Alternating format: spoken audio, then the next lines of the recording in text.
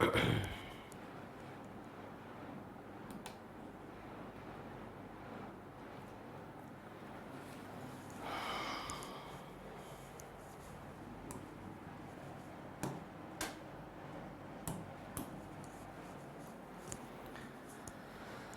Everyone. नमस्कार, स्वागत है आप सभी का अपनी पाठशाला के इस ऑनलाइन मंच पर। हेलो ऑफिसर्स, नमस्कार। कैसे हैं आप सभी लोग और कैसी चल रही है आप लोगों की पढ़ाई? उम्मीद है आप सभी लोग शानदार, जबरदस्त, जिंदाबाद होंगे और अपनी पढ़ाई भी खूब अच्छे तरीके से खूब मन लगा के कर पा रहे होंगे। Very good morning to all of you. Odam Kumar, Nisha, Ravikant, Reshmi, Priya Jha, सभी का स्वागत है। जय श्री राम, राम राम भाई, राधे राधे, सभी का स्वागत है। आप सभी का प्रणाम स्वीकार है। खुश रहिए, मस्त रहिए सभी लोग। मैं बिल्कुल ठीक ठाक हूँ। आप लोग बताइए, आप लोग कैसे हो? मैं एकदम बढ़िया हूँ, मैं बिल्कुल फिट और फाइन हूँ। आप लोग बताइए, आप लोगों की पढ़ाई ठीक तरीके से चल पा रही है ना? खूब मेहनत करके, खूब लगन पूर्वक आप लोग लगे हो ना? भाई देखो, 70वीं बीपीएससी में अगर सिलेक्शन ले रहा है तो मन लगाकर तो पढ़ना जरूर पड़ेगा, ध्यान रखिएगा। समझ पा रहे हैं? जी हाँ, पूरी लगन, पूरी मेहनत, ईमानदारी के साथ काम तो करना ही पड़ेगा भाई। अगर सिलेक्शन चाहिए तो मेहनत तो आप लोगों को करना ही पड़ेगा। चलिए, तो आज हम लोग करने क्या जा रहे हैं कि यहाँ पर आपके सामने देख ही पा रहे हैं कि आप, हाँ, चंगा है सर जी, अच्छी बात है, चंगा होना ही चाहिए।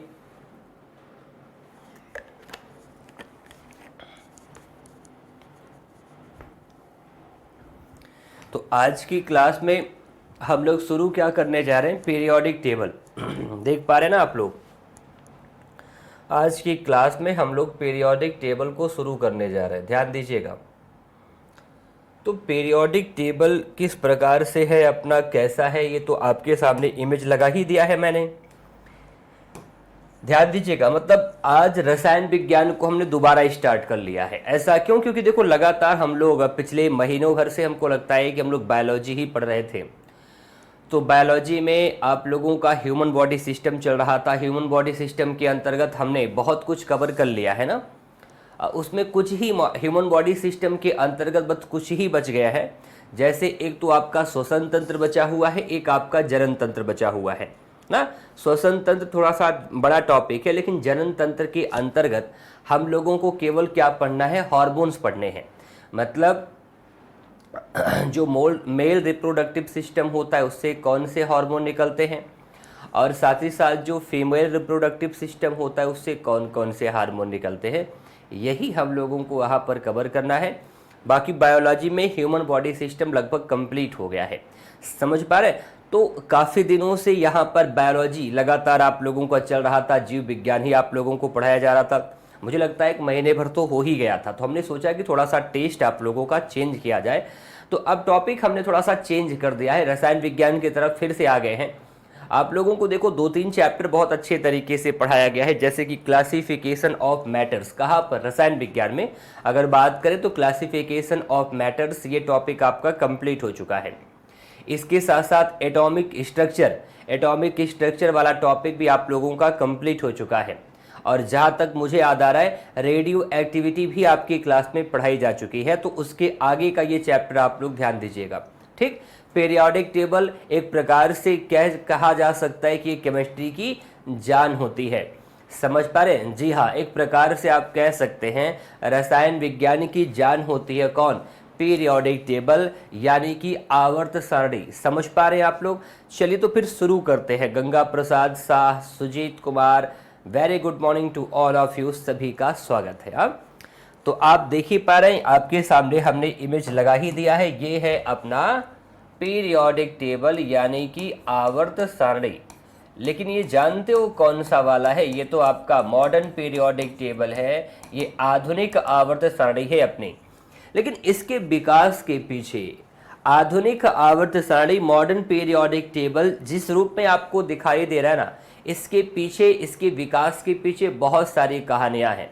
कुछ वैज्ञानिक ऐसे हैं जिन्होंने बहुत बढ़िया काम किया, बहुत मेहनत करी, तब जाकर आपके सामने ये व्यवस्था बन पाई है, तब जाकर आपके सामने ये मॉडर्न पीरियोडिक टेबल लग पाया है। समझ पा रहे हैं सब लोग?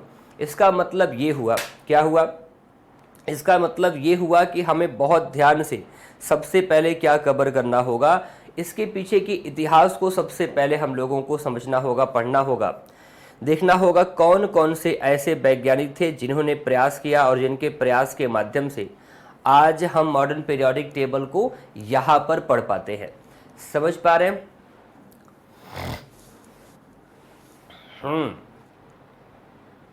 अच्छा सुजीत कुमार जी, बिल्कुल बिल्कुल प्रयास करेंगे। हम पानी यहाँ पर रख लिए हैं, पानी लगातार यहाँ पर हम पीते भी रहते हैं। हाँ बादल कुमार जी, गुड मॉर्निंग बेटा, गुड मॉर्निंग, सभी का स्वागत है। चलें तो पहले आप लोगों को हम बताएं, हमने कहा ना ये मॉडर्न पीरियोडिक टेबल है, तो इसके विकास के पीछे कई सारे वैज्ञानिकों का योगदान रहा है। क्या है इसके पीछे का इतिहास, आइए हम सभी लोग सबसे पहले उसको समझते हैं। ठीक, ध्यान दीजिएगा। सबसे पहले हम लोग समझते हैं कि इसके पहले मॉडर्न पीरियोडिक टेबल को बनने से पहले साथियों कौन कौन से ऐसे वैज्ञानिक थे जिन्होंने प्रयास किया था कि हम एलिमेंट्स को क्लासिफाइड करें। तो इसमें सबसे पहले आप लोग किसको देख पाओगे, डोबेराइनर का त्रिक सिद्धांत। क्या आएगा, सबसे पहले मैं आपको समझाता हूं, डोबेराइनर का त्रिक सिद्धांत। डोबेराइनर का त्रिक सिद्धांत, देखिए पहले मैं क्या करूंगा, बोल बोल कर मैं आप लोगों को यहाँ पर सारी बातें समझाऊंगा, उसके बाद लिखाऊंगा। ठीक, Dobereiner's triad method, triads method of Dobereiner ऐसा भी लिखा जा सकता है। इसके बाद आपको मैं पढ़ाऊंगा यहाँ पर न्यूलैंड का अष्टक नियम। फिर क्या आता है, न्यूलैंड का अष्टक नियम। न्यूलैंड का अष्टक नियम इसके बाद हम लोगों को समझना है। Octet law of Newland, Newland का अष्टक नियम, समझ पा रहे हैं? फिर लोथर मेयर आते हैं, ये बहुत इंपॉर्टेंट तो नहीं है, लोथर मेयर का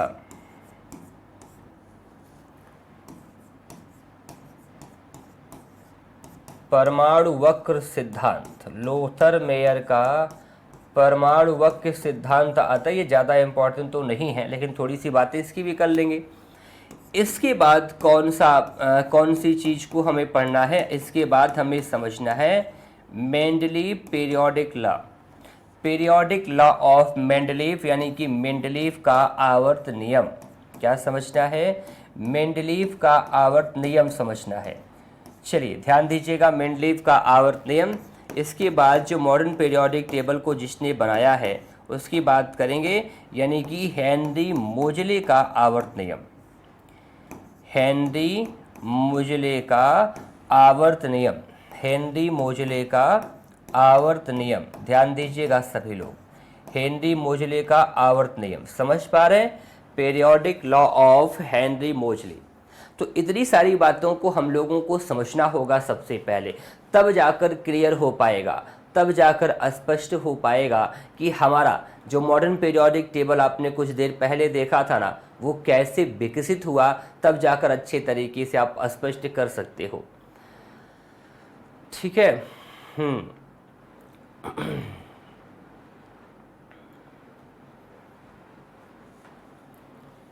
अच्छा नहीं भाई, वोट तो देना ही चाहिए, मुझे ऐसा लगता है कि ज़रूर वोट दीजिए आप लोग, मतदान आप लोगों को करना ही चाहिए। समझ पा रहे हैं आप लोग? अब ऐसा आप सोचेंगे अगर कि नोटा दबा दें या क्या कर दें, इससे कुछ होने वाला है नहीं दरअसल। तो वोट आप लोग देकर आइए, जो आप लोगों को सही लगे, जैसा आप लोगों को सही लगे उस प्रकार से। हमें ऐसा लगता है कि आप लोगों को अपने मतदान का प्रयोग तो जरूर करना चाहिए। समझ पा रहे हो ना? हाँ भाई, ध्यान से सभी लोग देखो। तो आइए अब एक एक करके समझते हैं यहाँ पर कि ये डोबेराइनर का त्रिक सिद्धांत क्या है, उसके बाद समझते हैं न्यूलैंड का अष्टक नियम क्या है, उसके बाद समझते हैं लोथर मेयर का परमाणु वक्र सिद्धांत क्या है, मेंडलीव का आवर्त नियम क्या है, और फिर लास्ट में समझेंगे हेनरी मोजले का आवर्त नियम क्या था। तो इतनी सारी बातों को समझेंगे तब जाकर चीजें स्पष्ट हो पाएंगी। बिल्कुल मत घबराइएगा, पीरियोडिक टेबल बिल्कुल भी समझ में नहीं आता है सर, ऐसे समझाइएगा ना कि आसान हो जाए। मैं बिल्कुल आसान भाषा में समझाऊंगा। ये 4 से 5 दिन का टॉपिक है बेटा, समझ पा रहे हैं? 4 से 5 दिन का टॉपिक है। मैं इस तरीके से आपको समझाऊंगा कि पीरियोडिक टेबल से आपको प्यार हो जाएगा। समझ पा रहे? हाँ जी। जब देखो, जब तुम्हारे सामने कभी कभी अगर तुम्हारे सामने ऐसा कोई इमेज लगा होगा, जब भी भाई अगर आप लोग जो है जिसका विज्ञान बैकग्राउंड नहीं रहा है, जो आर्ट बैकग्राउंड के रहे होंगे, अगर उनके सामने ये इमेज हम लगा देना एक बार तो उनके पसीने छोड़ जाते हैं, कहते हैं गुरुजी ये आप क्या पढ़ा रहे हैं, तो बहुत कठिन टॉपिक है, हमें तो आज तक समझ में नहीं आई ये क्या होता है क्या नहीं होता है। तो बिल्कुल मत घबराइए भाई, आप मेरी क्लास में हैं, अभी तक जो कुछ आप लोगों को हमने पढ़ाया है सब अच्छे से ही समझ में आया है ना। क्लास में जो भी टॉपिक चला है उसको बेहतरीन तरीके से आप लोगों ने समझा है, चाहे भौतिक विज्ञान की बात करें, रसायन विज्ञान की बात करें, जीव विज्ञान की बात करें, फिजिक्स, केमिस्ट्री और बायोलॉजी के जितने टॉपिक चले हुए हैं आपने उसे बहुत बेहतरीन तरीके से समझा है। जी हाँ, ये जरूर कहा जा सकता है कि ये पीरियोडिक टेबल केमिस्ट्री का सबसे कठिन टॉपिक है, ये कह सकते हैं आप सभी लोग। और ध्यान से सुनिएगा, इस पे एक प्रकार से केमिस्ट्री की जान है, क्योंकि सभी जो एलिमेंट है, सभी 118 तत्वों को तो यहाँ पर रख दिया गया है। इन सभी 118 तत्वों को जिस क्रम में रखा गया, जिस वर्ग में रखा गया, जिस आवर्त में रखा गया, ग्रुप और पीरियड जिसमें रखा गया है, उनकी अपनी अलग अलग विशेषताएं होती है। इस पीरियोडिक टेबल के बहुत सारे ऐसे नियम होते हैं, ये सभी कुछ हमें समझना है। लेकिन ध्यान रखिएगा आप सभी लोग, इस बात का आप लोग थोड़ा सा ध्यान रखिएगा। देखो यही पीरियोडिक टेबल है, यही पीरियोडिक टेबल आपका पुलिस कांस्टेबल से भी क्वेश्चन बनेगा। समझ पा रहे हैं? आपके यहाँ पुलिस कांस्टेबल का एग्जाम होता होगा तो पूछा जाएगा सबसे हल्का तत्व कौन सा है, सबसे भारी तत्व कौन सा है, सबसे हल्की धातु कौन सी है, सबसे भारी धातु कौन सी है, द्रव अवस्था में पाई जाने वाली एकमात्र धातु कौन सी है, अधातु कौन सी है। ऐसा क्वेश्चन पुलिस कांस्टेबल के एग्जाम में पूछा जाता है, पूछा जाता है ना भाई। नीट जेई का एग्जाम आप लोग देंगे तो वहां पर क्वेश्चन और टफ हो जाते हैं, समझ पा रहे हैं? आईआईटी का एग्जाम आप लोग देंगे तो वहां पर भाई टॉपिक तो यही है, लेकिन क्वेश्चन बनने का तरीका बेटा अलग हो जाता है, समझ पा रहे? यूपीएससी अगर यहाँ से क्वेश्चन बनाएगी तो उसके पूछने का तरीका अलग है, और हाँ जी एसएससी अगर क्वेश्चन बनाएगी तो उसके पूछने का तरीका अलग है। बीपीएससी यूपीपीसीएस में जो क्वेश्चन बनते हैं बेटा बेसिक क्वेश्चन होते हैं, जैसे क्वेश्चन अपनी परीक्षा में पूछे जाएंगे उसी के अकॉर्डिंग ये पूरा लेक्चर प्लान किया जाता है। बस आप इतना तय मानकर चलिए कि हमें ये पता है कि बीपीएससी में यूपीपीसीएस में किस प्रकार से पीरियोडिक टेबल से क्वेश्चन पूछा जाता है, और पीरियोडिक टेबल ही क्या पूरे विज्ञान से किस प्रकार से कैसा प्रश्न पूछेगा और तुम्हारी तैयारी किस दिशा में चलनी चाहिए, ये सभी कुछ हमें अच्छे तरीके से अंदाजा है। इसीलिए तो हम कैमरे के इस पार है और हम बेहतरीन तरीके से आप लोगों को सारी चीज़ें समझाते भी हैं। चलो अच्छी बात है। कुछ लोग कह रहे हैं कि सर हम पीरियोडिक टेबल यहाँ पर पहली बार पढ़ रहे हैं। कोई घबराने वाली बात नहीं है बेटा, हम है ना यहाँ पर, हम बहुत ही आसान तरीके से सारी बातें आपको समझाएंगे, बिल्कुल मत घबराइएगा।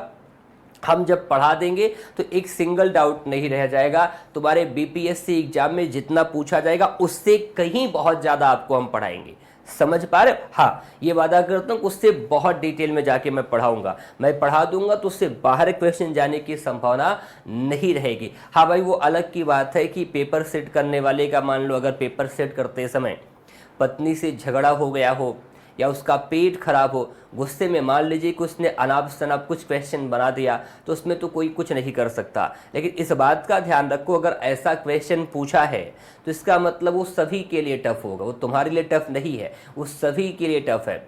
अगर तुम नहीं कर पा रहे तो कोई नहीं कर पा रहा है। इसका मतलब क्या है? इसका मतलब घबराने की आवश्यकता नहीं है। समझ पा रहे कि नहीं समझ पा रहे? चलिए, न्यूक्लियर रिएक्शन नहीं पढ़ाए हैं सुजीत तो पढ़ा देंगे, ऐसा क्या है, ठीक है ना।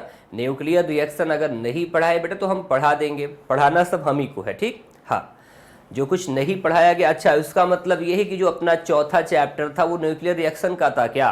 कोई बात नहीं, चौथा चैप्टर आप पीरियोडिक टेबल कर लीजिए, ठीक है ना। हाँ, कोई दिक्कत वाली बात नहीं है, इसके बाद पढ़ा देंगे। चलो हम प्रयास करते हैं ना, पीरियोडिक टेबल खत्म हो जाए तो न्यूक्लियर रिएक्शन पढ़ाने के बाद फिर भौतिक विज्ञान पर आते हैं। भौतिक विज्ञान का भी कम से कम 2 चैप्टर निपटाने के बाद फिर से चलेंगे कहाँ पर? बायोलॉजी पर। इसके बाद बायोलॉजी पर चलेंगे।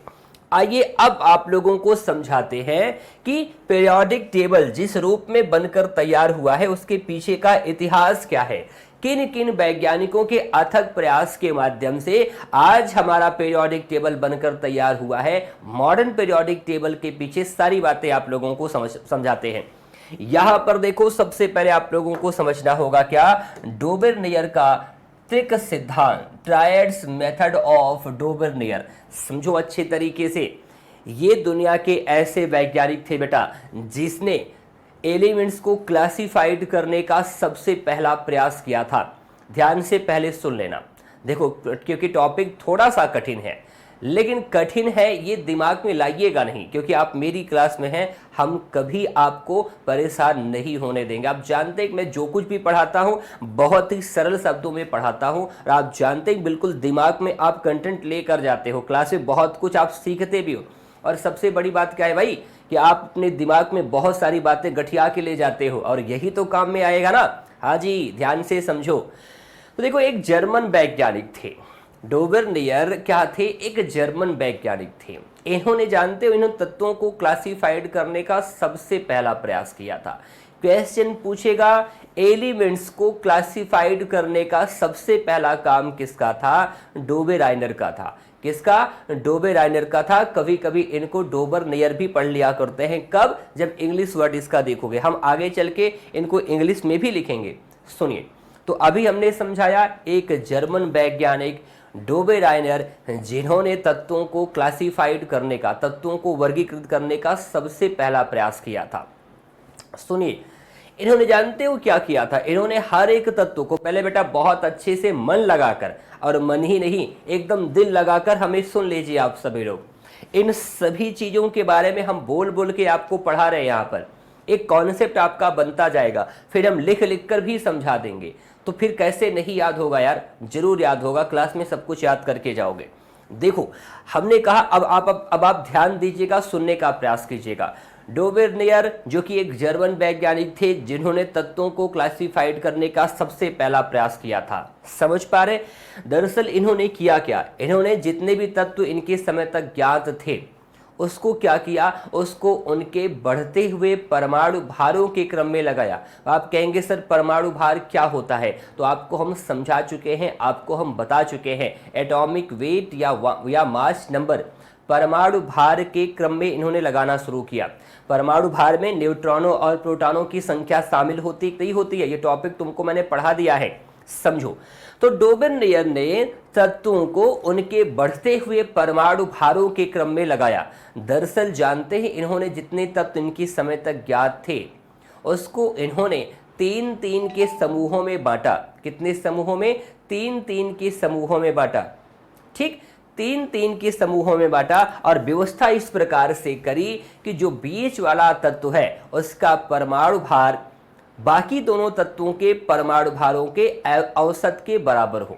मैंने क्या समझाया? हमने कहा डोबेराइनर, देखो ये नाम से ही स्पष्ट है, त्रिक सिद्धांत। इसका मतलब यह है कि डोबेराइनर ने उनके समय तक ज्ञात तत्वों को 3-3 के समूहों में बांटा, और उनको बढ़ते हुए परमाणु भार के क्रम में रखा। व्यवस्था ये करी कि जो बीच वाला तत्व है उसका परमाणु भार बाकी दोनों तत्वों के औसत के बराबर हो। समझ पा रहे हैं आप लोग? हाँ, आगे हम लिख लिख के समझाएंगे इन चीजों को। लेकिन जानते हो, आगे चलकर डोबेराइनर साहब का त्रिक सिद्धांत तो फेल कर गया। क्या जी? आगे चलकर डोबेराइनर साहब का त्रिक सिद्धांत फेल कर गया, क्योंकि सभी तत्वों को ऐसे 3-3 के समूहों में बांट कर रख पाना आसान काम नहीं था। समझ पा रहे? चलिए, सभी तत्वों को 3-3 के समूहों में बांटा नहीं जा सका, इसलिए डोबेरनियर का त्रिक सिद्धांत फेल कर गया। फिर आता है आगे चलकर क्या? न्यूलैंड का अष्टक नियम। क्या आता है भाई? फिर इसके बाद आगे चलकर आपका आता है न्यूलैंड का अष्टक नियम। ध्यान से आप लोग समझिएगा। ये न्यूलैंड भाई साहब क्या करते हैं? इन्होंने, जानते हैं, इन्होंने तत्वों को 8-8 के समूहों में बांटा। पहली बात तो इनका भी जानते हो आधार क्या था? न्यूलैंड साहब के क्लासिफिकेशन का, इनके भी क्लासिफिकेशन का आधार परमाणु भार ही था, एटॉमिक वेट ही था। इन्होंने भी क्या किया? इन्होंने भी तत्वों को 3-3 के नहीं, इन्होंने 8-8 के समूह में बांट कर रखना शुरू किया। समझ पा रहे?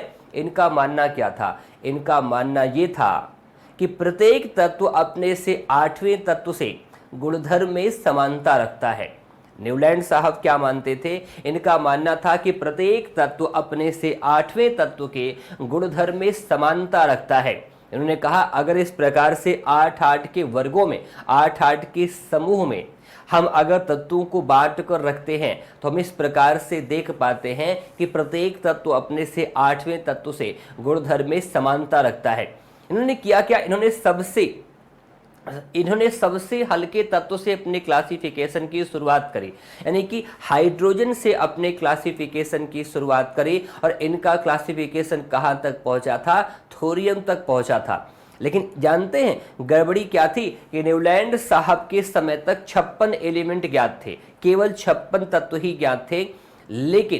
लेकिन समझना, जब और भी तत्व आगे चलकर खोजे गए तो फिर ये न्यूलैंड साहब का अष्टक नियम भी फेल कर जाता है कि सभी तत्वों को 8-8 के समूहों में बांट कर रखना संभव नहीं हो पाया, इसलिए न्यूलैंड साहब का अष्टक नियम भी फेल कर जाता है।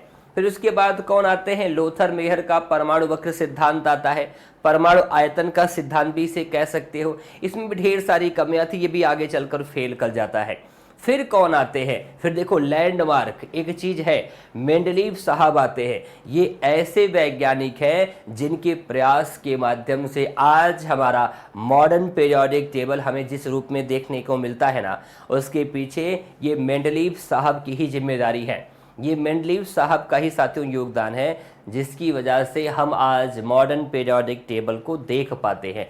समझ पा रहे हैं, ये कहाँ के वैज्ञानिक थे, ये जर्मनी के वैज्ञानिक थे 19वीं शताब्दी के मध्य में। हाँ, सभी लोग, अभी जितने भी लोग हैं ना, यहाँ तक मेंडलीव तक, डोबेरनेयर से लेकर मेंडलीव तक जितने भी वैज्ञानिक हैं, सभी के क्लासिफिकेशन का आधार जानते हो क्या है, परमाणु भार ही है बेटा, एटॉमिक वेट ही है। ध्यान से सुनो, जब मेंडलीव साहब आते हैं, दरअसल ये कहाँ के थे, ये एक रशियन वैज्ञानिक थे। समझ पा रहे हैं, 19वीं शताब्दी के मध्य में मेंडलीव साहब आते हैं और कहते हैं तत्वों का गुणधर्म उनके परमाणु भारों का आवर्ती फलन होता है। इसका मतलब इनका मानना ये था कि अगर तत्वों को उनके बढ़ते हुए परमाणु भारों के क्रम में लगाया जाए तो एक निश्चित समय अंतराल के बाद समान गुणधर्म वाले तत्व आने लगते हैं। मेंडलीव के समय तक, सुनो बहुत ध्यान से सुनो, मेंडलीव के समय तक बेटा 63 तत्व ज्ञात थे। दरअसल जानते हो, मेंडलीव साहब ने सबसे पहले पीरियोडिक टेबल का निर्माण कर लिया। ये डोबेराइडर क्या कर रहा था, डोबेराइडर तो केवल और केवल 3-3 के समूहों में बांटकर तत्वों को रख रहा था। इसने आवर्त सारणी नहीं बनाई थी। वैसा काम न्यूलैंड ने भी किया था, वैसा काम लोथर मेयर ने भी किया था, लेकिन इन्होंने, जानते हो, मेंडलीव साहब ने कुछ इस प्रकार से आड़ी तिरछी रेखाएं इस प्रकार से खींचकर, ऐसी पंक्तियां खींचकर क्या करना शुरू किया, क्लासिफाइड करना शुरू किया। यानी कि याद करिएगा, क्वेश्चन पूछेगा, जब आपसे प्रश्न पूछेगा तत्वों को क्लासिफाइड करने का सबसे पहला प्रयास किसका है, तुम्हारा जवाब आएगा डोबेराइडर। लेकिन जब पूछेगा सबसे पहले पीरियोडिक टेबल का निर्माण किसने किया, तुम्हारा जवाब क्या आएगा, मेंडलीव। तो मेंडलीव साहब ने सबसे बड़ा काम क्या किया बेटा, कि इन्होंने आवर्त सारणी का निर्माण किया। इनके समय तक ज्ञात 63 तत्वों को इन्होंने पीरियोडिक टेबल में सजाया। और सुनो, इनकी सबसे बड़ी विशेषता जानते हो क्या है बेटा, जिस आवर्त सारणी का निर्माण मेंडलीव साहब ने किया था उसमें 7 आवर्त थे। पीरियड की संख्या कितनी थी, 7 थी। ग्रुप की संख्या कितनी थी, ग्रुप की संख्या यहां पर 9 थी। 7 आवर्त और 9 वर्गों में पीरियोडिक टेबल को बांटकर या बनाकर तत्वों को सजाने का प्रयास करना शुरू करते हैं।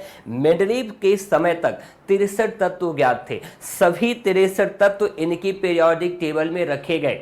और सबसे बड़ी खासियत जानते हो क्या थी, अब उपलब्धि की बात करता हूं, अब इनकी विशेषता की बात करता हूं।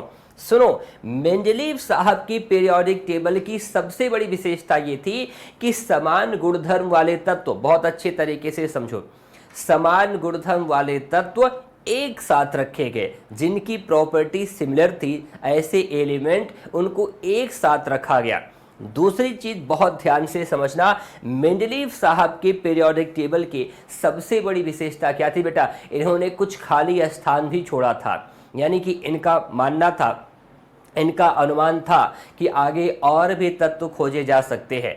समझ पा रहे, जी हाँ, इन्होंने अपने पीरियोडिक टेबल में बहुत सारे खाली स्थान भी छोड़े थे इनका मानना क्या था कि और भी तत्व जब खोजे जाएं तो फिर इनकी व्यवस्था में बिना कोई परिवर्तन किए उन तत्वों को उसी प्रकार से शामिल किया जाए। और क्या ऐसा हुआ भी? जी हाँ, ऐसा हुआ भी। जब अक्रिय गैसें खोजी गई, helium, neon, argon, xenon, krypton, radon, ऐसी गैसें जब खोजी गई तो इनके मेंडलीव साहब की आवर्त सारणी में बिना परिवर्तन किए उन्हें स्थान दिया गया, यानी कि इनके पीरियोडिक टेबल में कोई छेड़छाड़ नहीं किया गया। आराम से ज्ञात तत्वों को खाली स्थानों में भरना शुरू किया गया। ये सबसे बड़ी विशेषता थी। ये मेंडलीव के पीरियोडिक लॉ के सबसे बड़े, आप कह सकते हैं कि स्तंभ है, सबसे बड़ी विशेषता है। ये मेंडलीव की आवर्त सारणी की सबसे बड़ी उपलब्धि है। ये मेंडलीव की सबसे बड़ी उपलब्धि, आप ऐसा कह सकते हो। लेकिन जब मेंडलीव साहब इतने ही अच्छे थे, यानी कि इनका पीरियोडिक टेबल, पीरियोडिक नियम इतना ही अच्छा था, तो फिर आधुनिक वाले की आवश्यकता क्यों पड़ी? दरअसल इसमें कुछ कमियां थी। इसमें कुछ कमियां थी। कमियां क्या क्या थी? हाइड्रोजन को कोई नियत स्थान नहीं दिया गया। हाइड्रोजन को कोई भी नियत स्थान नहीं मिला। दूसरी चीज, समस्थानिक, आप जानते हो कि नहीं जानते? हमने समस्थानिक आपको पढ़ा रखा है। समस्थानिक जिनका परमाणु क्रमांक तो समान होता है लेकिन परमाणु भार अलग अलग होता है बेटा। समस्थानिकों के रासायनिक गुणधर्म समान होते, मैंने लिखवाया है, आप जाकर देखना। क्या आप एटॉमिक स्ट्रक्चर नाम के चैप्टर को देखना, मैंने वहां पर लिखवाया है समस्थानिकों के रासायनिक गुण समान होते हैं, लेकिन फिर भी सुनो, फिर भी क्या है ना, समस्थानिकों को एक साथ रखा गया। भाई परमाणु भार अलग अलग है तो समस्थानिकों को अलग अलग रखना चाहिए। लेकिन इनके पीरियोडिक टेबल में किसकी बात हो रही है? मेंडलीव के पीरियोडिक टेबल में समस्थानिकों को साथ साथ रखा गया। साथ ही साथ मैं आपको बताऊं, जो लैंथेनाइड्स और एक्टिनाइड्स समूह हैं, कौन से है? ये नीचे वाले देख पा रहे हैं, जिनको मेन पीरियोडिक टेबल के नीचे रखा गया है, ये हैं लैंथेनाइड्स और एक्टिनाइड्स समूह। याद रखना, इनको भी कोई नियत स्थान नहीं दिया गया। तो इन्हीं की कमियों को दूर करने के लिए, सुनो, इन्हीं की कमियों को दूर करने के लिए फिर आते हैं कौन? हेनरी मोजली। ये कहाँ के वैज्ञानिक थे? ये इंग्लिश वैज्ञानिक थे। कहाँ के? ब्रिटेन के वैज्ञानिक थे, इंग्लिश वैज्ञानिक थे। जब ये आते हैं तो इन्होंने परिवर्तन किया। किसके? मेंडलीव के पीरियोडिक टेबल में परिवर्तन किया। अभी तक जितने वैज्ञानिक थे, सुना ध्यान से, अभी तक बेटा जितने वैज्ञानिक थे सबकी क्लासिफिकेशन का आधार क्या था? एटॉमिक नंबर आधार था। माफ करना, एटॉमिक वेट आधार था। माफ करना भाई, एटॉमिक वेट बताना है, एटॉमिक नंबर नहीं। सबके क्लासिफिकेशन का आधार था परमाणु भार। लेकिन जब आते हैं मोजले साहब तो इन्होंने क्लासिफिकेशन का आधार क्या बनाया? इन्होंने क्लासिफिकेशन का आधार बनाया परमाणु क्रमांक, यानी कि एटॉमिक नंबर। तो मोजले साहब ने कहा कि तत्वों के गुणधर्म उनके परमाणु भारों के नहीं बल्कि परमाणु संख्या के आवर्ती फलन होते हैं। इनका मानना क्या था? अर्थात जो मैंने बात बोली उसका अर्थ क्या लगाओगे? इनका मानना था कि अगर तत्वों को हम उनके बढ़ते हुए परमाणु क्रमांक के क्रम में लगाएं तो एक निश्चित समय अंतराल के बाद समान गुणधर्म वाले तत्व आने लगते हैं। तो फिर मेंडलीव की आवर्त सारणी में परिवर्तन किया गया। सभी तत्वों को परमाणु भार के आधार पर नहीं, परमाणु क्रमांक के क्रम में सजाया गया। और फिर आगे ध्यान दीजिएगा, आगे चलकर इसी प्रकार से आधुनिक आवर्त सारणी का निर्माण होता है। तो ये है पूरा इतिहास, जिस प्रकार से हमारे सामने ये पीरियोडिक टेबल दिख रहा है बेटा, आप कह सकते हैं उसके पीछे बहुत सारे, विशेषकर जिनका मैंने नाम लिया, उन वैज्ञानिकों का अथक प्रयास रहा है, तब तुम्हारे सामने ये पीरियोडिक टेबल बन पाया है। दरअसल जो पीरियोडिक टेबल तुम देख पा रहे हो ना बेटा, ये मेंडलीव का ही पीरियोडिक टेबल था। इसमें ही थोड़ा बहुत परिवर्तन करके, भाई बहुत मेहनत करके मेंडलीव साहब ने पीरियोडिक टेबल बेटा बना लिया।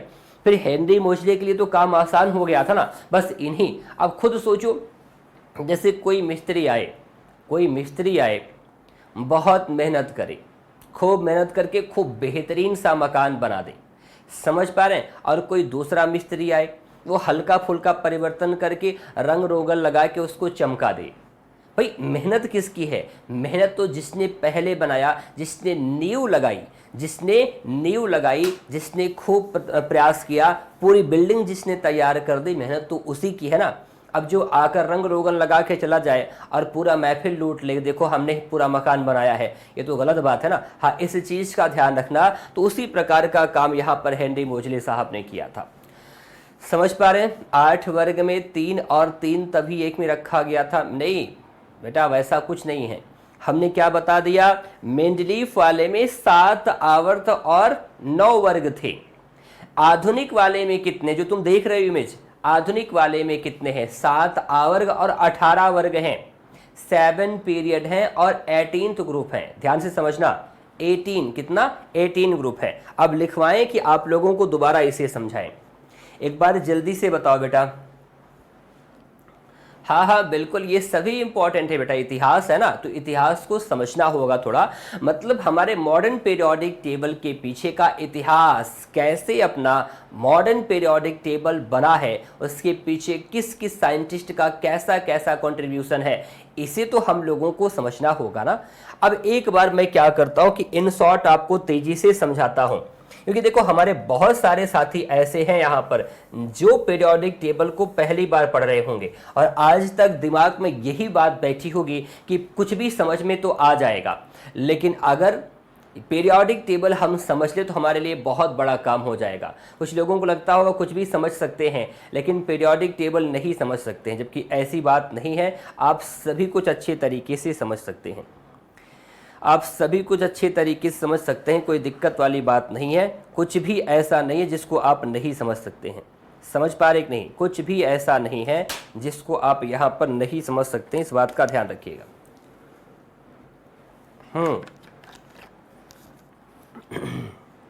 एक बार फिर समझा दें भाई। देखो कई सारे लोगों का यहाँ पर कमेंट आ रहा है कि सर एक काम करिए, एक बार फिर समझा दीजिए। ठीक है, मैं इसके बाद लिखने के बाद बेटा समझाता, लेकिन कोई दिक्कत वाली बात नहीं। चलिए हम फिर समझाते हैं आप लोगों को।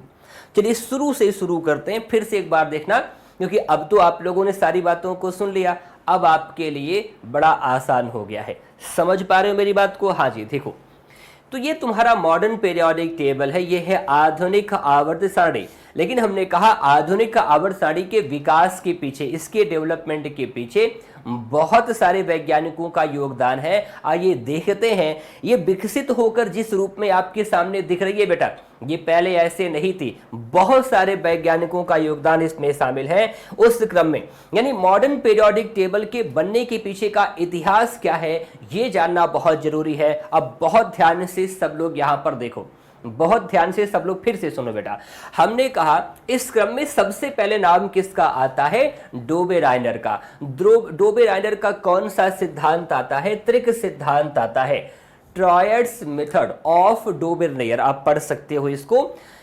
डोबेराइनर साहब ने क्या काम किया पता है? डोबेराइनर साहब ने तत्वों को 3-3 के भागों में बांटकर रखना शुरू किया। जितने एलिमेंट्स, जितने तत्व इनके समय तक ज्ञात थे, इन्होंने क्या किया? उन सभी तत्वों को 3-3 के समूहों में बांटकर रखना शुरू किया। और आधार क्या था? आधार था इनका परमाणु भार। दरअसल इन्होंने उन सभी तत्वों को बढ़ते हुए परमाणु भार के क्रम में लगाया और व्यवस्था ये करी कि जो बीच वाला तत्व होगा उसका परमाणु भार बाकी दोनों तत्वों के परमाणु भारों के औसत के बराबर होना चाहिए। ऐसा काम तो ये कर दिए, लेकिन आगे चलकर इनका त्रिक सिद्धांत तो फेल कर गया। क्यों? क्योंकि सभी तत्वों को ऐसे 3-3 के समूह में बांट कर रखना संभव नहीं हो पाया।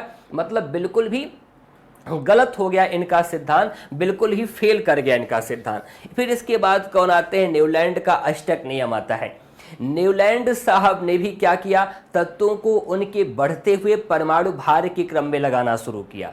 ध्यान से सुनो, ये भी वही काम कर रहे थे, लेकिन इस बार इन्होंने 3 नहीं, डोबेराइनर की तरीके से 3-3 समूहों में नहीं, इन्होंने 8-8 के समूहों में बांटकर तत्वों को रखना शुरू करते हैं।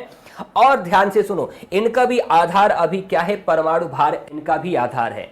समझ रहे? डोबेराइनर साहब का त्रिक सिद्धांत तो फेल कर गया, तो न्यूलैंड साहब का अष्टक नियम आता है। तो ये दिमाग लगाते हैं कि पूछते हैं डोबेराइनर साहब ने क्या किया था? 3-3 के समूह में बांट कर रखना तत्वों को शुरू किया था, उनका सिद्धांत फेल कर गया। आओ हम क्या करते हैं? 8-8 के तत्वों को बांट कर रखना शुरू करते हैं। ऐसा किया भी। इनका मानना यह था कि प्रत्येक तत्व अपने से 8वें तत्व के गुणधर्म में समानता रखता है। इन्होंने कर भी दिया। 8 के तत्वों में 8 के समूहों में तत्वों को बात कर रखना शुरू किया। इनका जानते हैं, इनका क्लासिफिकेशन हाइड्रोजन से शुरू हुआ और थोरियम पर जाकर बेचारे रुक जाते हैं। इनके समय तक केवल 56 एलिमेंट ही ज्ञात था। आगे चलकर जब और एलिमेंट खोजे गए तो अष्टक नियम भी, ऑक्टेट लॉ भी पूरी तरीके से फेल कर जाता है बेटा। समझ पा रहे? क्लोरीन के आगे ही नहीं बढ़ पाता है। इनका ऑक्टेट नियम क्लोरीन के आगे ही नहीं बढ़ पाता, तो इस प्रकार से न्यूलैंड भाई साहब भी फेल कर जाते हैं। फिर कौन आते हैं भाई? लोथर मेयर आते हैं।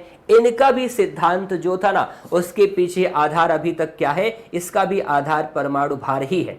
ये भी सिद्धांत फेल कर जाता है। तब कौन आते हैं? रशियन वैज्ञानिक है मेंडलीव। याद रखिए बेटा, 1913 की बात है, नहीं 1869 के आसपास की बात है, 19वीं शताब्दी के मध्य की बात है। रशियन वैज्ञानिक मेंडलीव आते हैं। सबसे पहले क्या करते हैं? इन्होंने सबसे पहले पीरियोडिक टेबल का निर्माण किया। क्या किया जी? इन्होंने सबसे पहले पीरियोडिक टेबल का बेटा निर्माण किया। अपने द्वारा बनाए गए पीरियोडिक टेबल में इन्होंने जानते हो क्या किया? इन्होंने सबसे पहले तत्वों को सजाने का प्रयास किया। इनके समय तक, मेंडलीव साहब के समय तक 63 कितने 63 एलिमेंट ज्ञात थे। सभी तत्वों को उन्होंने उनके बढ़ते हुए परमाणु भारों के क्रम में लगाया, एटॉमिक वेट के क्रम में लगाया। इनका मानना था, किसका? मेंडलीव साहब का मानना था कि तत्वों का गुणधर्म उनके परमाणु भारों के आवर्ती फलन होते हैं। अर्थात अगर हम तत्वों को उनके बढ़ते हुए परमाणु भार के क्रम में लगाएंगे तो एक निश्चित समय अंतराल के बाद समान गुणधर्म वाले तत्व आने लगते हैं। ऐसा इनका मानना था और इन्होंने अपने पीरियोडिक टेबल में सभी तत्वों को इस प्रकार से सजाना शुरू किया। समझ पा रहे हैं?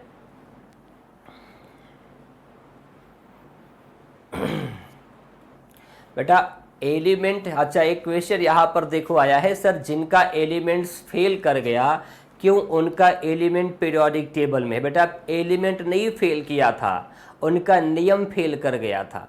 समझ पा रहे हो ना? एलिमेंट नहीं फेल किया था बेटा, उनका क्या फेल किया था? उनका नियम फेल कर गया था। तो उनके नियम को थोड़ी शामिल किया गया है। जिसका नियम फेल कर गया उसके नियम के आधार पर पीरियोडिक टेबल नहीं बना है, जिसका काम किया है उसके आधार पर बना है। एलिमेंट नहीं, एलिमेंट का मतलब तत्व होता है बेटा, तत्व तो वही रहेंगे ना। समझ पा रहे हो? हाँ, तत्व तो वही रहेंगे ना। नियम फेल कर गया। जैसे मान लो कि तुम्हारे साथ बहुत सारे लोग ऐसे हैं जो बीपीएससी की तैयारी कर रहे हैं, बहुत सारे ऐसे बच्चे हैं। अब सभी के पास संसाधन है, सभी के पास कॉपी है, किताब है, सभी के पास दिमाग है, सभी के पास व्यवस्था है, सभी पढ़ाई कर रहे हैं। अब किसी की रणनीति उसमें काम कर जाएगी, वो सेलेक्ट हो जाएगा, और किसी की रणनीति ऐसी होगी जो नहीं काम करेगी। समझ पा रहे? जो लापरवाही करेगा उसका सिलेक्शन नहीं होगा, और जो हार्ड वर्क करेगा उसका सिलेक्शन जरूर होगा।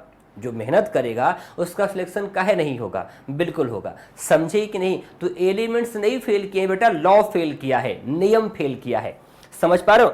तो हमने कहा मेंडलीव साहब जब आते हैं तो इन्होंने सबसे पहले क्या किया? पीरियोडिक टेबल का निर्माण कर दिया। पूछेगा सबसे पहले पीरियोडिक टेबल आवर्त सारणी किसने बनाई है? तो मेंडलीव ने बनाई है। समझ पा रहे? इनके समय तक 63 तत्व ज्ञात था, सभी तत्वों को बढ़ते हुए परमाणु भारों के क्रम में लगा दिया। समझ पा रहे? और सबसे बड़ी खासियत क्या थी इनके पीरियोडिक टेबल की? कि इन्होंने समान गुणधर्म वाले तत्वों को साथ साथ रखा, एक ही वर्ग में रखा। ये सबसे बड़ी विशेषता थी। दूसरी विशेषता बेटा ये थी इनकी कि इन्होंने अपने पीरियोडिक टेबल में बहुत सारे खाली स्थान छोड़े थे। मेंडलीव साहब का यह मानना था कि और भी तत्व आगे चलकर खोजे जाएंगे तो इनकी व्यवस्था में बिना परिवर्तन किए उन नए तत्वों को पीरियोडिक टेबल में शामिल किया जा सके। क्या ऐसा हुआ? जी हाँ, ऐसा हुआ भी। ऐसा हुआ भी। जैसे जब अक्रिय गैसों की खोज हुई तो पुरानी व्यवस्था में बिना परिवर्तन किए हुए नए तत्वों को यहां पर इनके पीरियोडिक टेबल में शामिल भी किया गया बेटा। ये सबसे बड़ी उपलब्धि थी किसकी? मेंडलीव के पीरियोडिक टेबल की। समझ पा रहे? लेकिन कुछ कमियां भी थी। हमने क्या बताया? हमने कुछ कमियां बताया। ये जो हाइड्रोजन तुम्हें दिख रहा है ना बेटा, ये जो तुम्हें हाइड्रोजन यहां पर दिखाई दे रहा है, इसका कोई भी फिक्स स्थान, इसका नियत स्थान मेंडलीव साहब के पीरियोडिक टेबल में नहीं दिया गया था। मेंडलीव साहब की पीरियोडिक टेबल में हाइड्रोजन को कोई नियत स्थान नहीं मिला। समस्थानिक जो आइसोटोप्स कहलाते हैं, समस्थानिकों का रासायनिक गुणधर्म, केमिकल प्रॉपर्टी सिमिलर होती है आइसोटोप्स की, लेकिन फिर भी इनको अलग अलग जगहों पर रखा गया। ये नीचे आप लोग देखेंगे लैंथेनाइड्स और एक्टिनाइड्स समूह है बेटा, जिसको मुख्य पीरियोडिक टेबल के नीचे रखा गया है। इनको भी कोई नियत स्थान नहीं मिला। इसीलिए मेंडलीव साहब की आवर्त सारणी में उसकी कमियों को दूर करने के लिए इनका आवर्त नियम फेल नहीं किया है बेटा, बस इनमें कुछ कमियां थी। मेंडलीव साहब का periodic law, periodic table fail नहीं किया है, बस इनमें कुछ कमियां थी। इसी कमी को दूर करने के लिए इंग्लिश वैज्ञानिक आते हैं हेनरी मोजले, अपना आवर्त नियम लेकर आते हैं। तो सबसे पहले मूल सिद्धांत ही परिवर्तित कर देते हैं। अभी तक जितने वैज्ञानिक आए मेंडलीव तक, सभी लोगों ने क्लासिफिकेशन का आधार माना था एटॉमिक वेट, परमाणु भार को आधार माना था। जब आएंगे हेनरी मोजले तो इन्होंने सबसे पहले क्या किया, यही मूल व्यवस्था परिवर्तित कर दी। अभी तक सब परमाणु भार के क्रम में लग रहे थे, अब हेनरी मोजले साहब ने तत्वों को क्लासिफाइड करने के लिए परमाणु संख्या, एटॉमिक नंबर को आधार बनाया। हेनरी मोजले साहब का मानना था कि तत्वों के गुणधर्म उनके परमाणु भारों के नहीं, बल्कि परमाणु संख्या के आवर्ती फलन होते हैं। मतलब सरल भाषा में आप तो समझो, हेनरी मोजले साहब का कहना था यदि हम तत्वों को उनके बढ़ते हुए परमाणु संख्या, एटॉमिक नंबर के क्रम में रखेंगे तो फिर समान समय अंतराल के बाद समान गुणधर्म वाले तत्व आने लगते हैं। और ऐसा इन्होंने किया भी। इनका आवर्त नियम बिल्कुल अच्छे तरीके से बेटा काम किया, और फिर जैसा इन्होंने प्रयास किया उसी प्रयास को हम आज आधुनिक आवर्त सारणी के रूप में देख पाते हैं। मुझे लगता है कि अब तो बहुत सारी बातें स्पष्ट हो चुकी होंगी। अब अगर हम लिख लिख कर सारी बातें आपको समझाएं तो मुझे लगता है कि आपको कोई तकलीफ नहीं होनी चाहिए। क्या जी? अगर हम लिख लिख कर कोई बात बेटा यहाँ पर समझाएं तो मुझे लगता है अब कोई तकलीफ आप लोगों को नहीं होनी चाहिए। बताओ ऐसा है कि नहीं? चलिए, अब तो स्पष्ट हो गया होगा भाई, दिमाग में एक इमेज बन गई होगी कि कौन कौन व्यक्ति कैसा कैसा काम कर रहा था ना। चलिए, तो अब क्या करिए, आप लोग हेडिंग बनाओ। सबसे पहले आपको लिखवाते हैं किसको? सबसे पहले लिखवाते हैं डोबे राइडर का त्रिक सिद्धांत क्या था। लिखिए। अब यहां पर जब हमारे साथ लिखेंगे तो आप और अच्छे तरीके से याद करेंगे। क्या भाई? लिखो डोबे राइडर का त्रिक सिद्धांत। बिल्कुल मत घबराना, ठीक है? आप केमिस्ट्री के सबसे शानदार चैप्टर को बेटा पढ़ रहे हो। एक प्रकार से केमिस्ट्री की जान है। क्या? पीरियोडिक टेबल एक प्रकार से केमिस्ट्री की जान है। ध्यान से समझना। डोबे राइडर का त्रिक सिद्धांत, डोबे राइडर का त्रिक सिद्धांत, ध्यान से यहां पर समझना। डोबे राइडर का त्रिक सिद्धांत। थोड़ा सा इंग्लिश वर्ड बेटा देखना जरूरी है। इंग्लिश वर्ड थोड़ा सा देखना जरूरी, पता लगा गलत हो जाए तो फिर गलती यहां पर नहीं होनी चाहिए।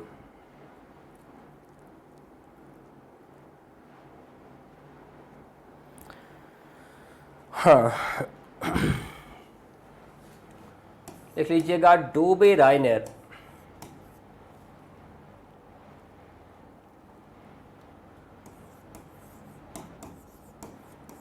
डोबे राइडर ट्रायड्स लॉ।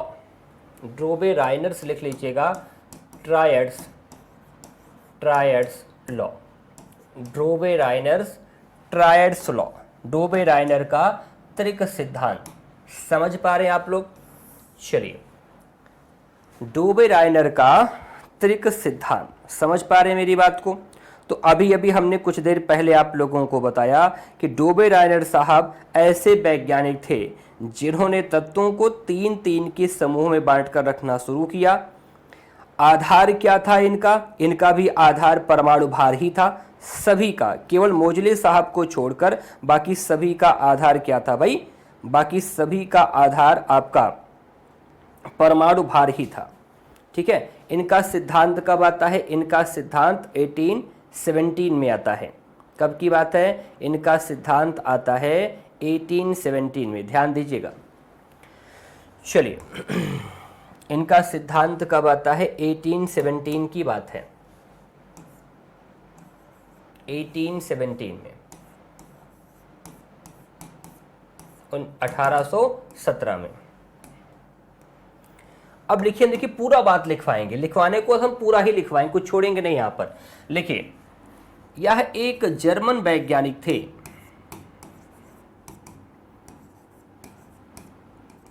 यह एक कौन थे? यह एक जर्मन वैज्ञानिक थे।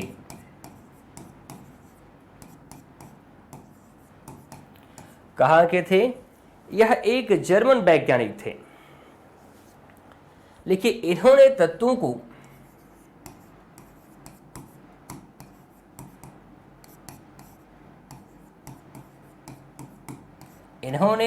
को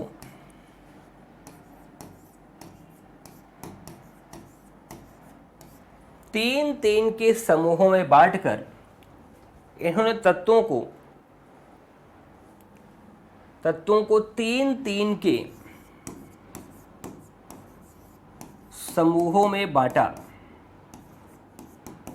तत्वों को तीन तीन के समूहों में बांटा, जिसे त्रिक सिद्धांत कहा गया। जिसे क्या कहा गया? जिसे आपका त्रिक सिद्धांत कहा गया। जिसे त्रिक सिद्धांत कहा गया। समझ पा रहे? जिसे क्या कहा गया? त्रिक सिद्धांत कहा गया। लिखिएगा, डोबे रायनर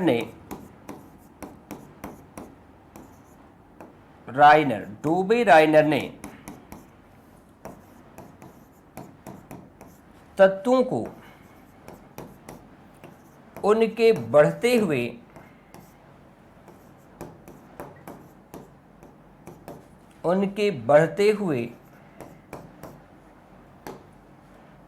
परमाणु भारों,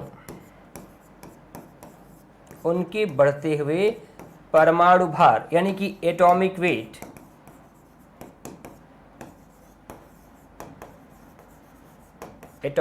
मैंने लिखा है, ठीक। बढ़ते हुए परमाणु भार के क्रम में रखा, परमाणु भार के क्रम में रखा और व्यवस्था की गई।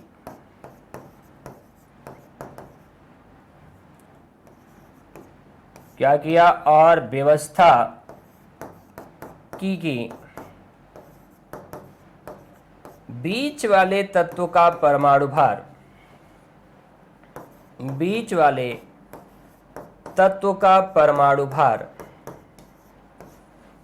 बाकी दोनों तत्वों के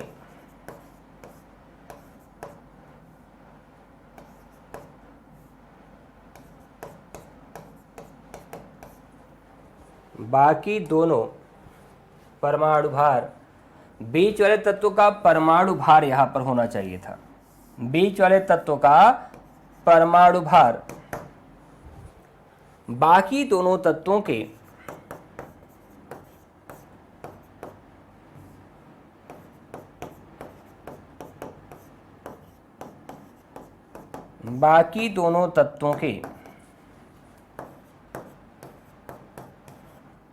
परमाणु भार के औसत के बराबर हो। परमाणु भार के औसत के बराबर हो। अब इसको ऐसे नहीं समझेंगे आप। देखो, अब हम एग्जाम्पल के माध्यम से आपको समझा रहे हैं।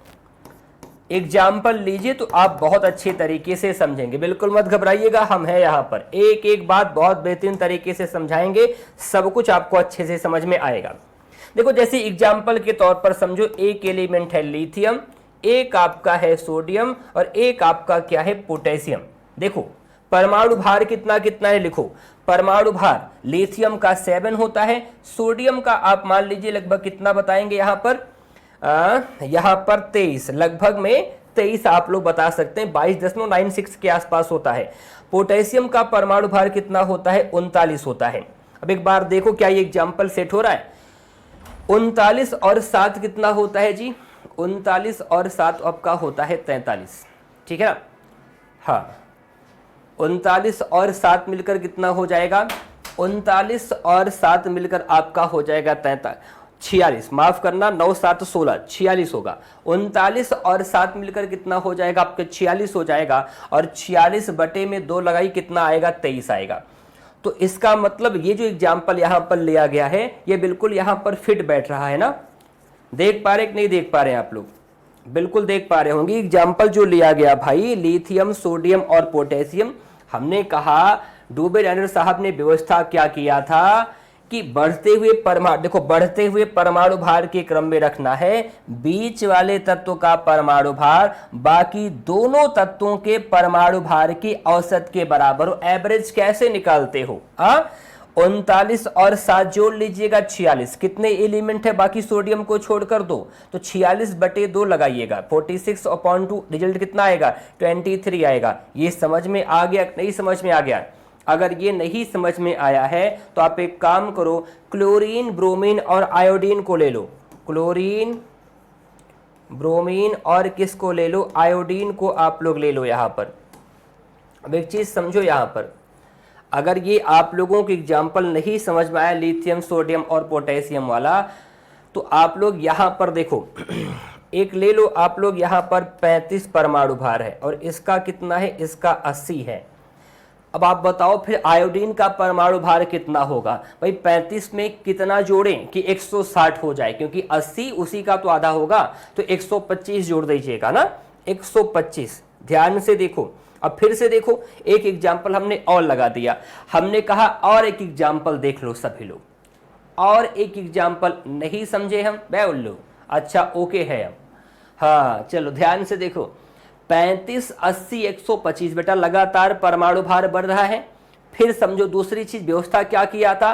बीच वाले तत्व का परमाणु भार बाकी दोनों के औसत के बराबर हो। 125 और 35 मिलकर होगा 160। 2 एलिमेंट बाकी हैं भाई, ब्रोमीन के अलावा 2 हैं, तो इसका मतलब क्या है? 35, 125 पहले जोड़ लो, 160 हो गया। 160 का बटे 2 लगाओ, कितना आएगा? 80 आएगा। तो ये व्यवस्था किया था इन्होंने। कितने लोग यहां पर समझ गए बेटा? कितने लोग यहां पर समझ गए? अगर समझ गए हैं तो आगे चल के बस आज एक बात और लिख लीजिएगा सभी लोग। आगे चलकर एक बात आप लोग और लिख लीजिएगा यहां पर नोट लगा के कि डोबे राइडर साहब का त्रिक सिद्धांत फेल कर जाता है। ऐसा लिखो। क्या लिखोगे? डोबे राइडर का त्रिक सिद्धांत फेल कर गया। डोबे राइडर का त्रिक सिद्धांत फेल हो जाता है, आगे चलकर फेल हो जाता है। क्योंकि फेल हो जाता है क्योंकि सभी तत्वों को फेल कर जाता है, क्योंकि सभी तत्वों को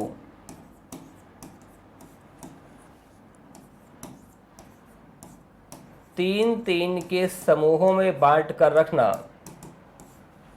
तीन के समूहों में बांट कर रखना संभव नहीं हो सका। तीन के समूहों में बांट कर रखना संभव नहीं हो सका। संभव नहीं हो सका। समझ पाए कि नहीं समझ पाए आप सभी लोग? तीन के समूह में बांट कर रखना संभव नहीं हो सका, इसलिए डोबे राइडर साहब का त्रिक सिद्धांत फेल हो गया। बेटा देखो, अगर एग्जाम्पल आप लोगों को यहां पर दिखाई दे रहा है तो एग्जाम्पल के माध्यम से अच्छे तरीके से बात को समझ पा रहे हो ना। जब ऐसे एग्जाम्पल लगाकर हर जगह पर आप लोगों को हम सिखाएंगे, समझाएंगे, तो एग्जाम्पल से चीजें आसान होंगी कि नहीं होंगी? बिल्कुल, एग्जाम्पल से आपकी चीजें बिल्कुल आसान हो जाएंगी। इस बात का आप लोग ध्यान रखना। तो अभी देखो, आज तो टाइम बीत गया क्योंकि 2 बार हमने रिवाइज करवाया है ना। एक बार बोल कर सारी बातें अच्छे तरीके से समझाई हैं, फिर दोबारा हमने क्या किया? फिर दोबारा हमने बोल कर ही सारी बातों को आपको समझाया है बेटा। तो कल की डेट में जितनी बातें यहाँ पर, हाँ बिल्कुल सब समझ जाओगे, बिल्कुल घबराने वाली बात नहीं है। Very good. हाँ सब समझ गए सर एक ही बार में, बिल्कुल एक ही बार में सारी चीज़ें आपको समझ में आएंगी। अब कल आपको समझाएंगे लेवलैंड का अष्टक नियम क्या है, लोथर मेयर वाला समझाएंगे, मेंडीफ वाला समझाएंगे, हेनरी मोजले वाला। हेनरी मोजले वाला जब समझा रहे होंगे तो आपको यहाँ पर हम बताएंगे, देखो हमारे पास पूरी व्यवस्था भी है याद करवाने की। 118 के 118 एलिमेंट आप अच्छे से याद कर सकते हो बेटा। सुनो इस चीज को आप लोग बहुत ध्यान से समझो। जैसे हम याद करवाएं तो हलीना का रब से फरियाद, ये पहला वर्ग याद हो गया। बेगम मांगे कार स्कूटर बाप राजी याद हो गया। बैगन आजू आलू गाजर इन थैला, ये सब याद करवा देंगे। यहां पर देखेंगे बहुत इंपॉर्टेंट है, Hayden Nehra Agarkar 0 run out, ये अभी याद करवा देंगे आप लोगों को। वैसे इन सभी की आवश्यकता तो नहीं है, लेकिन हमारे पास इसकी भी व्यवस्था है कि पूरे पीरियोडिक टेबल में जितने एलिमेंट है सभी आप बस टिप पर याद कर सकते हो। मुश्किल से 4 से 5 मिनट के अंदर अंदर आप सभी एलिमेंट को इस प्रकार से बता सकते हो। कल समझाएंगे कि 118 तत्व जो भी हैं ना, उनको जो 4 ब्लॉक में बांट कर रखा गया। एसपीडीएफ ब्लॉक तुम्हारा कहां पर है, ये देखो एस ब्लॉक, ये है तुम्हारा पी ब्लॉक, ये तुम्हारा क्या है डी ब्लॉक, यहां पर है एफ। समझ पा रहे, पहले दूसरे वर्ग में एस ब्लॉक के तत्व, 13 से लेके 18 में पी ब्लॉक के तत्व, उसके बाद 3 से लेके 12 तक में डी ब्लॉक के तत्व, और ट्रांजिशन एलिमेंट को एफ ब्लॉक के तत्व में रखा गया है। सुनो यहां पर 13 एलिमेंट है, यहां पर 37 है, यहां पर 40 है, यहां पर 28 है, ऐसे सब पढ़ा देंगे आपको हम। सारी चीजें तुम्हें बहुत अच्छे तरीके से याद होंगी, बिल्कुल भी घबराने की आवश्यकता नहीं है। लेकिन फिर भी यहां पर समझने की आवश्यकता क्या है, हमारे बीपीएससी के एग्जाम में जिस प्रकार से पीरियोडिक टेबल से क्वेश्चन पूछे जा रहे हैं उसी प्रकार से बातों को यहां पर समझना होगा। अनाप शनाप कुछ भी नहीं पढ़ना है, क्योंकि ये बेटा एसएससी के दृष्टिकोण से 12 घंटे का लेक्चर है।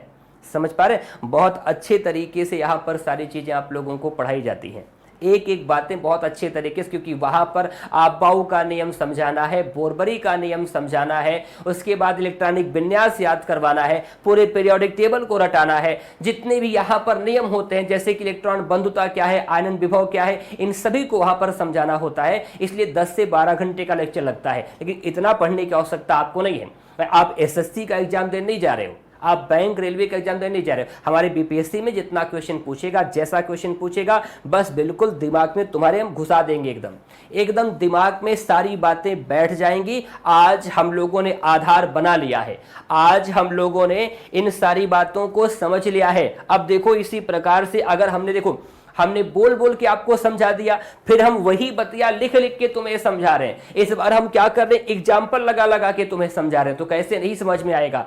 पढ़ लोगे 4 से 5 क्लास में पूरा पीरियोडिक टेबल तुम्हारी उंगलियों पर होगा, जितना तुम्हारे एग्जाम में पूछेगा उससे कहीं ज्यादा तुम लोगों को पढ़ा देंगे, फिर आपको किसी प्रकार से कोई असुविधा नहीं होगी। बिल्कुल मत घबराइएगा, आराम से कल समय से जुड़िए, कल सारी बातों को आपको समझाते हैं। तो अपना ख्याल रखिएगा, टाइम हो चुका है आपकी अगली क्लास का, तब तक के लिए आप सभी को धन्यवाद। छोटों को प्यार दीजिएगा, बड़ों का और महिलाओं का सम्मान कीजिएगा बेटा। कल मुलाकात होगी, कल क्या परसों मिलेंगे आप लोग, कल तो संडे है ना, तो परसों आप लोगों से होगी मुलाकात। आप जितना कुछ जान सकते हैं अपने तरीके से पीरियोडिक टेबल को थोड़ा सा पढ़ने का काम करना, अपने तरीके से थोड़ा सा इसके बारे में जितना कुछ जान सकते हो जान लीजिएगा।